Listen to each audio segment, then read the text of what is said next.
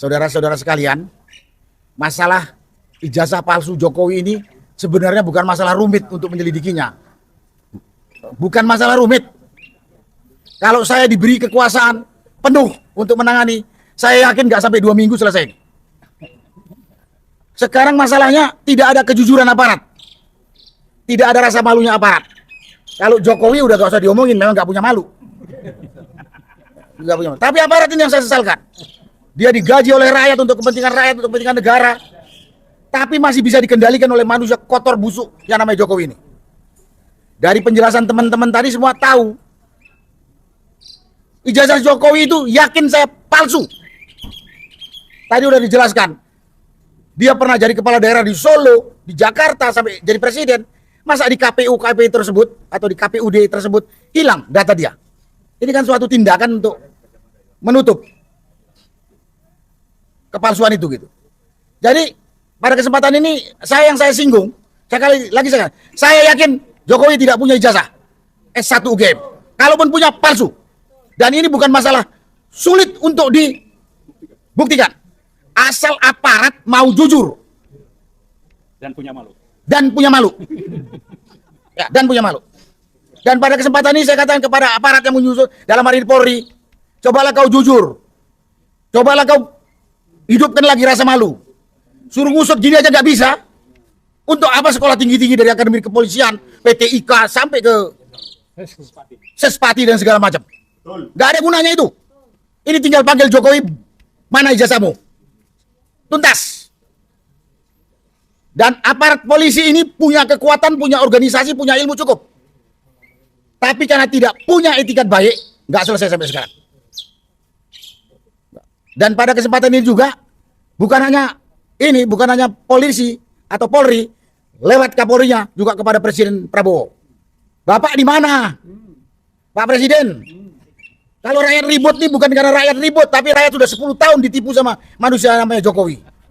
Kalau Jokowi menipu kita dan dia bekerja baik, nggak ada masalah. Tapi dia sudah menipu kita dengan identitas palsu, baik termasuk ijazah palsu. 10 tahun ini dia ngerusak rakyat, bangsa dan negara Republik Indonesia ini. Jadi kalau ada yang bilang, dia kan sekarang udah nggak punya presiden. Oh, dia harus pertanggungjawabkan kerusakan yang telah dibuat selama 10 tahun. Betul sekali. Dia harus pertanggungjawabkan itu. Dan sekarang yang berkuasa adalah Pak Presiden Prabowo. Bapak di mana? Nggak dengar ini? Bapak juga jangan sampai dipermalukan oleh rakyat sebagai pemimpin yang nggak punya ketegasan. Dan jangan tuduh kami rakyat yang bikin ribut dan bikin gaduh. Ini semua gaduh karena pemerintah nggak jelas. Dalam hari ini pemerintahnya Presiden Prabowo.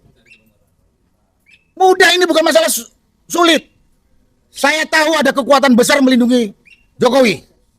Baik itu namanya bekas jenderal, TNI dan Polri, baik itu profesor dokter, saya tahu melindungi. Karena dia tahu kalau Jokowi terbukti penipu, dia juga akan terangkat. Tapi, Pak, bapak-bapak yang saya katakan tadi jadi begundalnya Jokowi. Pak, bapak itu punya malu nggak? Saya himbau sini, keluarga dari bapak pelindungnya ini. Malu nggak? Kalau punya pimpinan rumah tangga penipu juga. Kau makan lagi hasilnya dari hasil menipu itu. Itu di dunia, di akhirat. Kita lihat nanti. Kita ketemu di akhirat bareng-bareng semuanya. Kenapa saya ngomong seperti ini? Masalah sederhana mudah dipersulit karena banyaknya manusia busuk. Saya bilang yang busuk itu bukan hanya Jokowi, pelindung-pelindung dia itu. Yang saya kata-kata tadi, ada mantan jenderal TNI, mantan jenderal polisi, profesor doktor, itu lebih busuk lagi. Nah, karena itu mulai sekarang ini sadarlah. Sadar kau. Dan coba hidupkan lagi, bangunkan lagi rasa malumu. Udah cukup puas kok kau di dunia 10 tahun ini? Kurang. Saya nggak bisa jawab itu. Tapi pada kesempatan ini, saya yang mengimbau, saya minta Presiden Prabowo bersikap tegas. Ini bukan masalah rumit, bukan masalah sulit. Sangat sederhana. Tinggal pegang kepalanya Kapolri, bongkar jujur, selesai. Kapolri ngelawan, bukan ganti, gantung. Gantung. Gantung. Itu Reza, itu yang saya katakan. Jadi pada masyarakat, jangan terkecoh dengan omongan-omongan begundal pendukungnya Jokowi busuk ini. Dia bukan hanya soal ijazah, tapi dia udah ngerusak bangsa ini 10 tahun. Ya, 10 tahun. Kalau masih ada yang bilang, oh dia hebat, ya kita ketemulah, kita diskusi di mana hebatnya Jokowi dibandingkan presiden sebelumnya. Itulah yang biasa saya sampaikan pada kesempatan ini. Sekali lagi, mudah-mudahan rakyat mengerti kenapa kita berbicara masalah ijazah Jokowi. Karena ini orang sudah menipu kita dan merusak bangsa. Dan sekarang dia sedang menurunkan kerusakan kepada anaknya yang cuma lulus SMP jadi wakil presiden. Nah, ini kalau dibiarkan bahaya buat anak cucu kita dan untuk kelangsungan NKRI.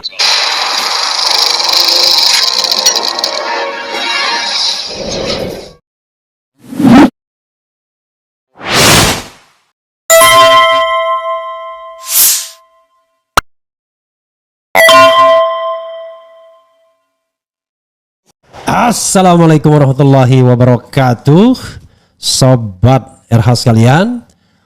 Jumpa lagi kita di channel yang keren ini, keren cerdas. Ya, sobat RH sekalian, tadi kita interview dengan Deddy Kurniasyah, banyak hal tentang politik. Sebelumnya dengan Hozinuddin soal ijazah palsu. Tetapi ini ada hal yang menarik ya, yang disampaikan oleh mantan Danjen Kopassus. Sepertinya jawab jinawab dengan Luhut Binsar Panjaitan. Jadi beberapa waktu yang lalu, sobat era sekalian, Luhut Binsar Panjaitan mengatakan mereka yang mengusulkan pemakzulan itu kampungan katanya. Tiba-tiba ini ada pernyataan keras dari mantan Danjen Kopassus Maijen Purnawirawan Sunarko yang mengatakan bahwa tuh Luhut itu katanya pembohong dan penjilat. Ini ada masalah apa? Kita tersambung dengan Pak Sunarko atau Maijen Purnawirawan Sunarko. Assalamualaikum warahmatullahi wabarakatuh, Pak Maijen. Waalaikumsalam warahmatullahi wabarakatuh. Oke. Ini susah sekali kayaknya menghubungi Pak Narko ini. Nah, mudah-mudahan ini menjadi yang bukan pertama saja, bukan yang terakhir gitu ya. Tetapi mudah-mudahan besok bisa banyak kita berdiskusi. Pak Narko, saya ingin memulai dari pernyataan keras Pak Narko terhadap Luhut Binsar Panjaitan. Wah, nggak tanggung-tanggung, pembohong dan penjilat. Silakan Pak, dieksplorasi kenapa sampai muncul pernyataan demikian. Gini Pak Refli, Ya. kalau tidak salah itu keluar pada saat podcast dengan Santana TV atau Sarika TV lah, dua YouTuber itu. Ya, karena menanyakan tentang pernyataannya Luhut Panjaitan yang mengatakan bahwa Forum Purnawirawan yang menyampaikan 8 poin pernyataan itu kampungan. Terutama soal pemakzulan Gibran, kampungan katanya. Terutama tentang pemakzulan Gibran. Saya kenal Luhut Panjaitan dan kita semua juga tahu, cuman nggak mau ngomong saja. Siapa Luhut di eranya Jokowi ini? Dulu waktu ya Pilpres 2019 lah, Luhut mengatakan, menyindir Prabowo, bilang begini, tentara jadi pecat, masa mau jadi presiden? Enggak lah. Itu sebetulnya masalah yang bisa kita baca siapa itu Luhut. Nah, kemudian setelah era Jokowi, dia kan jadi apa? Dia tuh di mana-mana disebut sebagai menteri segala urusan. Saking rakusnya pada jabatan, dia terus ngomong kita kampungan katanya. Nah, karena itu saya katakan Luhut ini manusia pembohong, penjilat yang sangat rakus. Saya tambah lagi, sangat rakus atau serakah. Dia dulu pada saat ada wabah COVID, dia diserang oleh banyak pengamat yang mengatakan perusahaan si Luhut ini mengambil manfaat dari bisnis alat-alat kesehatan. Dia bantah dengan segala macam kata-kata dia yang luar biasa. Saya tentara lah segala macam. Kemudian dibuktikan oleh para pengkritik itu. Habis itu dia keluarkan pernyataan bahwa enggak, itu hanya mencari dana untuk kegiatan sosial. Dikejar lagi bahwa bukan untuk kegiatan sosial saja tuh, karena itu cukup besar. Kemudian dia diam. Ketahuan bohongnya kan. Kemudian dia era ini menjelang Pilpres 2024, dia mengatakan saya punya big data, sekian ratus juta rakyat di Indonesia mengendaki Jokowi 3 periode. Dikejar mana itu big data? Nggak ada. Dan dia pernah ribut sama si Said Didu. Said Didu bilang, oke, kalau mau minta data saya, kita bikin forum terbuka lain. Diam dia. Ya karena pembohongnya saja. Itu pembohongnya. Dan banyak lain, banyak. Kalau saya sebutkan saya harus buka catatan lagi di kepala saya itu. Kalau dia itu banyak sekali berbohong. Nah kemudian menjilat. Pada era-era dia jadi menterinya Jokowi, dia pernah mengatakan, silakan mungkin Pak Repli googling ada itu pasti. Beruntunglah bangsa Indonesia ini punya presiden seperti Jokowi. Kalau jadi tentara itu jadi Kopassus. Ini kan penjilat kan, menjilat kan. Iya beruntung dia. Rakyat buntung banyak sekali kok. Dengan kebijakan-kebijakan Jokowi yang menindas rakyat kecil. Gak peduli dengan penderitaan rakyat. Hanya segelintir orang yang mungkin diuntungkan oleh kebijakan-kebijakan yang dilakukan oleh Jokowi selama 10 tahun pemerintahan. Kemudian kemarin sedang ribut-ribut ribut-ribut yang menuntut mengadili Jokowi karena 10 tahun dia memimpin negara ini, bikin bangsa ini kacau balau, atau paling halus yang tidak baik-baik saja. Dia katakan gini, 10 tahun saya mendampingi Jokowi, nggak pernah saya lihat tuh Jokowi melanggar konstitusi dan melanggar hukum. Saya bilang yang buta dia atau saya, yang picek si Luhut atau saya. Dunia saja menuntut, memberi predikat kepada Jokowi bahwa dialah kepala negara atau nomor berapa, nomor 2 atau nomor 3 paling korup dan terlibat tindak kriminal. Rakyat dari Sabang sampai Merauke menuntut tangkap dan adili Jokowi. Dia bilang katanya nggak pernah melihat Jokowi melanggar konstitusi dan hukum. Ini menjilat nggak? Ini penjilat tidak? Belum lagi selama dia menjabat sebagai menteri, dulu katanya menteri apa itu, Menko Investasi Maritim dan Investasi. Hampir semua jabatan dia rangkap-rangkap. Celaka nggak itu? Dari dulu kita selalu menyatakan lah, usahakan nggak rangkap-rangkap jabatan lah, kecuali yang penting banget. Celaka nggak itu? Belum kalau masalah pribadi, perusahaan pribadi, ya udah nanti kalau ngomongin masalah perusahaan pribadi yang begitu banyak, dikira kita ini enggak kita nggak ada yang ini, mau dia kuasain apapun terserah. Tapi jangan negara ini yang jadi korban. Ini rakyat Indonesia yang menderita gitu. Pak Narko ya, ada satu hal yang menjadi tanda tanya besar ya, bahwa Pak Luhut ini katakanlah mantan atasannya Pak Prabowo waktu di Kopassus ya, pernah satu masa yang sama ya. Pak Luhut ketuanya, wakilnya Pak Prabowo.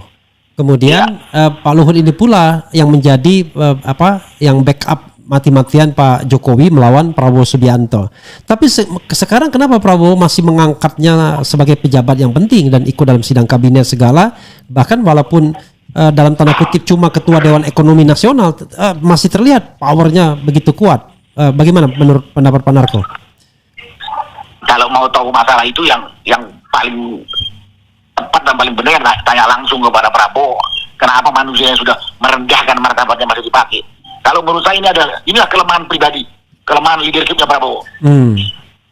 Nah, atau ada sesuatu masalah pribadi Prabowo yang diketahui Luhut, yang dijadikan kartu truf atau sebagai kunci sehingga Prabowo nggak berani. Tapi saya pernah ngomong, Prabowo itu baik sebagai manusia, tapi sebagai pemimpin dia lemah, saya bilang. Sekarang dia udah presiden, masih mau diatur-aturan bekas presiden. Jadi di samping dia lemah, mungkin dia punya juga satu kelemahan yang dipegang oleh kelompok-kelompok lain. Ya, kelompoknya Jokowi CS, di dalamnya ada Luhut. Masalahnya apa? Wah, mungkin kita harus rembuk dengan banyak orang. Tapi terlihatlah banyak hal yang sehingga membuat, ya istilah yang paling gampang, Prabowo juga tersandera.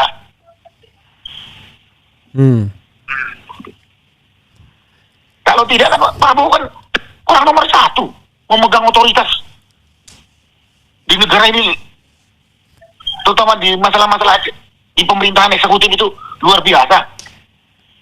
Ya sekarang dia masih belum mengambil tindakan-tindakan keras terhadap pembantu-pembantunya, titipan si Jokowi, yang sudah tahu ini orang-orang yang boleh dikatakan punya catatan negatif tentang hukum, gitu. Gak perlu disebut lah, di menteri, di kepala badan kayak gitu. Aneh. Pak Narko Itu ya. keadaan. Pak Narko kan Ya. bisa dibilang dalam deretan TNI AD juniornya Pak Luhut ya. Iya. Kenapa begitu terbukanya mengkritik Pak Luhut ini? Apa karena ini sesuatu hal yang memang harus disampaikan ke masyarakat atau kenapa Pak? Luhut sudah sangat keterlaluan. Dan memang harus disampaikan kepada masyarakat. Luhut ini kerjaan mulutnya kan bisa kali, ngancam sana, ngancam sini. Dikira dia tuh merasa paling pinter, merasa paling berjasa, merasa paling suci di negara ini. Iya, pernyataan-pernyataan kalau kita googling, dia tuh merasa paling pinter, merasa paling berkuasa, merasa paling berjasa, merasa paling suci. Merasa, saya katakan ya. Iya. Semua kalau ada orang yang mengkritik berbeda pendapat sama dia, kalau nggak dia bilang kampungan, dia bilang Lari pergi ke luar negeri, pergi ke sana. lari kau pergi saja ke luar negeri. Yang jelas harus tidak boleh ada melanggar konstitusi. Makanya dia nggak melanggar konstitusi. Banyak hal. Dia selalu memblapping inilah kata-kata sehingga harapannya orang takut sama dia. Tapi saya katakan, dia itu merasa paling pinter, merasa paling berjasa, merasa paling berkuasa, merasa paling suci. Saya pernah ngomong, ada nggak yang bisa membelikan cermin besar kasih ke dia biar dia bisa bercermin? Itu kalau istilah orang dulu, ini kuman di seberang lautan kelihatan, gajah di pelupuk mata nggak kelihatan. Pak Narko, kapan terakhir ketemu dengan Pak Luhut? Saya memang nggak mau ketemu, udah lama saya nggak pernah ketemu. Kemarin waktu acara silaturahmi Angkatan Darat, Pak Narko termasuk yang diundang atau nggak diundang, Pak? Nggak diundang. Oke. Yang setahu saya, yang kemarin ikut deklarasi itu, ya kita punya senior yang paling senior, Pak Triswisno, ada satu orang, nggak usah saya sebutkan, saya hadir, yang lain nggak ada yang hadir saya. Jadi ada yang hadir yang tidak hadir tidak diundang, tapi ada yang tidak hadir walaupun diundang begitu ya? Ada yang diundang tapi tidak hadir. Saya tahu orangnya, saya nggak usah sebut. Dia bilang sama saya karena tanya, kok ini senior saya, kok kamu diundang, saya nggak diundang. Kalau gitu aku diundang nggak usah datang lah, ya terserah bapak pak. Karena Pak Narko terlalu keras ya, dianggap bahwa Pak Narko kalau kelompok Pak Jokowi bilang wah itu kan residu dari pemilu, sakit hati dan lain sebagainya. Bagaimana Pak pendapat Pak Narko? Silakan dia punya pendapat, tapi coba kita mau melihat secara jujur dan bersih, apa beres pemilu 2024 kemarin? Saya nggak ada kepentingan kok, siapa yang menang, siapa yang kalah gitu. Saya nggak pernah punya kepentingan, saya ingin jadi ini. Saya juga pernah ditawarin kok jabatan itu, nggak. Kalau saya berkumpul dengan ini penindas rakyat, haram buat saya ikut bergabung dengan kelompok itu gitu. Nggak punya kepentingan. Apalagi yang kemarin deklarasi itu, Pak Refli, itu umumnya usianya udah di kepala 7 ke atas. Pak Tri udah 90. Lagi kepentingan dunia yang mau kita cari, kecuali menegakkan amar ma'ruf nahi mungkar. Oke Pak Narko, luar biasa ya. Silakan Pak, closing statement Pak. Mau menekankan kembali tuntutan atau deklarasi yang 8 itu, atau mau menyampaikan soal Pak Luhut lagi, silakan closing statementnya. Saya hanya berharap Prabowo dengan jujur mempelajari 8 poin itu. Jangan terpengaruh dengan suara-suara kelompok yang memang tidak menyukai, karena itu banyak sekali. Ya mungkin kenyamanan sekarang terganggu kalau itu dilaksanakan.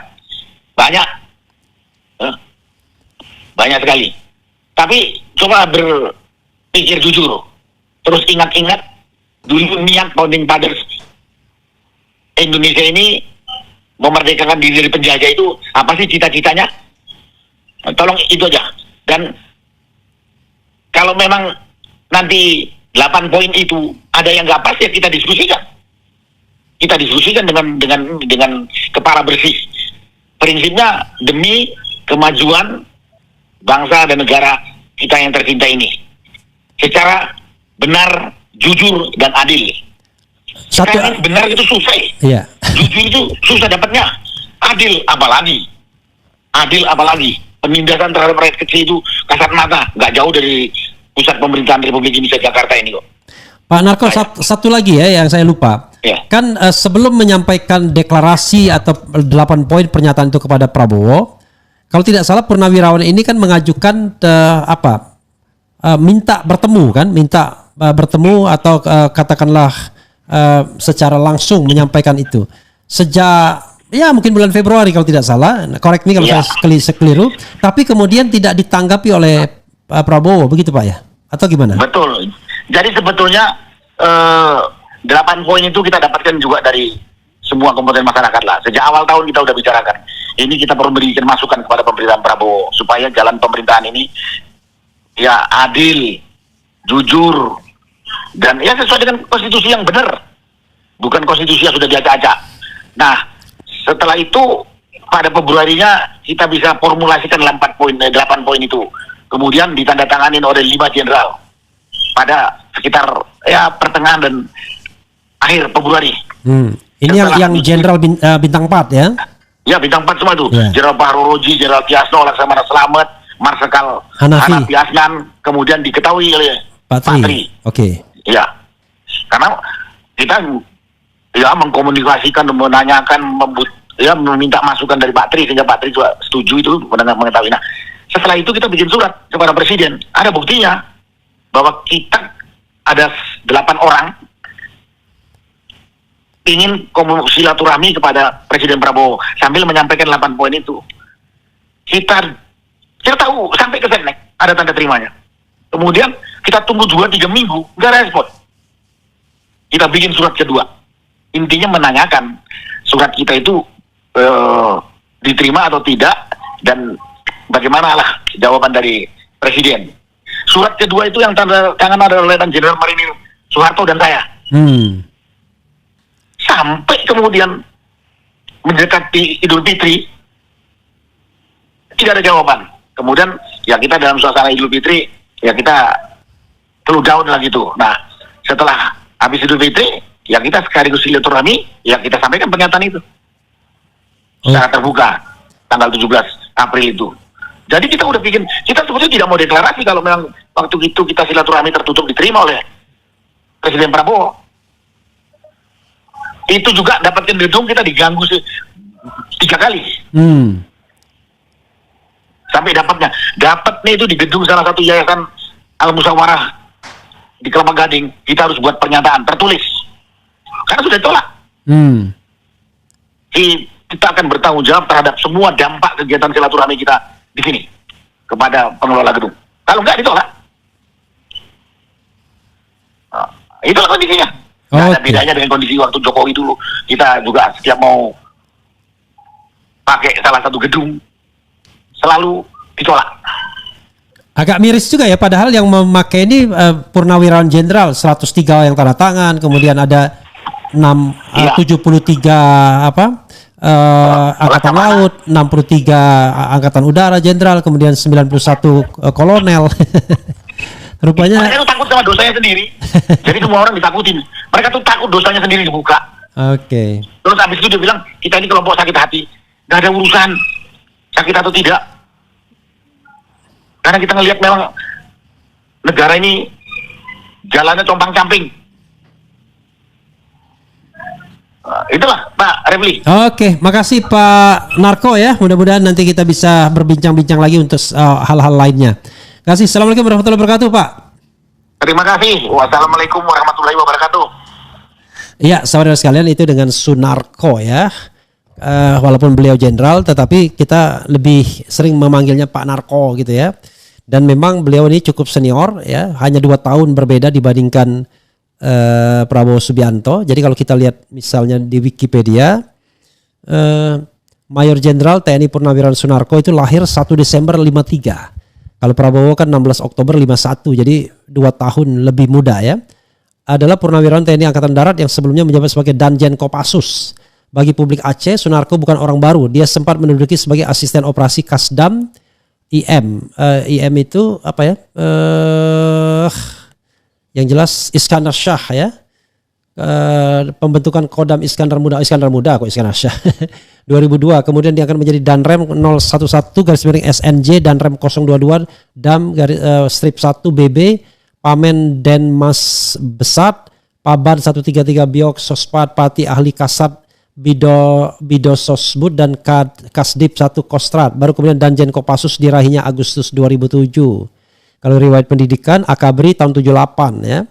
Susar Kabif, kemudian kalau Sesko TNI dan Lemhanas 2005. Riwayat jabatannya mulai dari Komandan Pleton Kopasanda tahun 79 sampai dengan Pangdam Militer Iskandar Muda, kemudian Komandan Pusenif ya, pusat saya nggak tahu Pusenif itu apa ya, mungkin ada itu infanteri atau apa ya. Begitu kemudian Komjen Danjen Kopassus ya, Komandan Jenderal Kopassus itu 2007-2008. Beliau dikenal sebagai ex Danjen Kopassus ya, karena itu jabatan yang mentereng ya, yang diemban oleh Mayor Jenderal Purnawirawan Sunarko. Sobat era sekalian, coba kita bacakan sedikit ya komentar sobat era sekalian terkait dengan hal ini ya. Luhut hanya bela kekayaan keluarganya, Opung ini tidak pantas tinggal di Indonesia, makzulkan Fufu Papa, Wapres tidak lulus SMA, tidak kompeten, bapaknya kasus ijazah palsu ya. Ya semua itu azas praduga tak bersalah ya. Kemudian Luhut dan keluarganya adalah pengkhianat negara, ya itu dalam perspektif kita, dalam perspektif Luhut beda lagi, kita yang pengkhianat ya. Gila jabatan ada harus diselidiki korupsi dia, oke. Kemudian Jokowi tuanya Prabowo, sifat Prabowo seperti oke. Wah ini ngeri-ngeri semua ini komentarnya ya. Kemudian kau bilang Sunarko sakit hati, kepala lo peang.